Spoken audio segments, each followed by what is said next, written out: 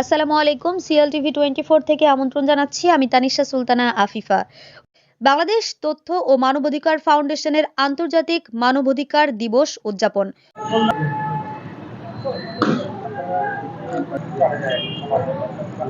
হাঁটে হাঁটে আসেন একটা। 10 ডিসেম্বর বিকেল 5টায় ৭৭তম আন্তর্জাতিক মানবাধিকার দিবস উদযাপন উপলক্ষে বাংলাদেশ তথ্য ও মানবাধিকার ফাউন্ডেশন চট্টগ্রাম বিভাগের উদ্যোগে মানবাধিকার সমাবেশ ও শোভাযাত্রা বিকেল 3টায় নগরীর বিভিন্ন সড়ক প্রদক্ষিণ করে শিল্পকলা একাডেমি গ্যালারি হলে এক আলোচনা সভা অনুষ্ঠিত হয়।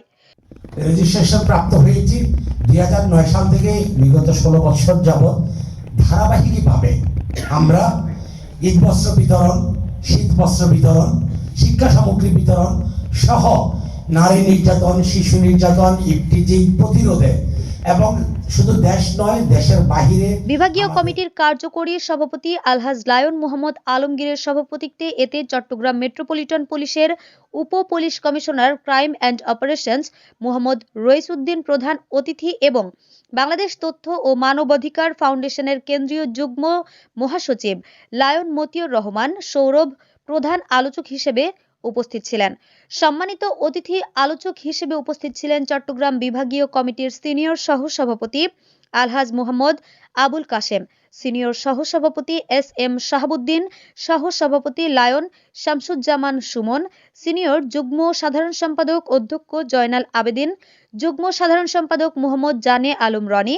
বক্তব্য রাখেন সহসভাপতি নূর নবী মিয়া, যুগ্ম সাধারণ সম্পাদক নূর নবী রাজু, মোহাম্মদ জসিমউদ্দিন চৌধুরী, লায়ন হাবিবুল্লাহ চৌধুরী স্বপন, সাংগঠনিক সম্পাদক লায়ন মীর হোসেন মাসুম, অর্থ সম্পাদক মোহাম্মদ আব্দুল কাদের, দপ্তর সম্পাদক নূর জামাল চৌধুরী, শিক্ষা সম্পাদক আনিসুল ইসলাম, সম্পাদক মণ্ডলীর লায়ন সুমন চক্রবর্তী, মোহাম্মদ মুত্তালিব হোসেন, রাব্বি হোসেন জাহিদ, মোহাম্মদ আলাউদ্দিন, নুরুল হক চৌধুরী, জসিমউদ্দিন কোম্পানি, সাবরিনা সাবা, আম্বিয়া নূপুর, শামিমা আক্তার, মৌ চৌধুরী, নাজমা আক্তার, আমিনা বেগম ডলি, সোমা মুৎসুদ্দি, মুস্তফা কামাল, যদু দাস, মাহফুজুল ইসলাম ফাহাদ, আবু রায়হান প্রমুখ। প্রধান অতিথি উপ পুলিশ কমিশনার মোহাম্মদ রইসউদ্দিন বলেন, একটি ঘোষণাপত্র জারি করা হয় যেটাকে universal declaration of human rights বলা হয়।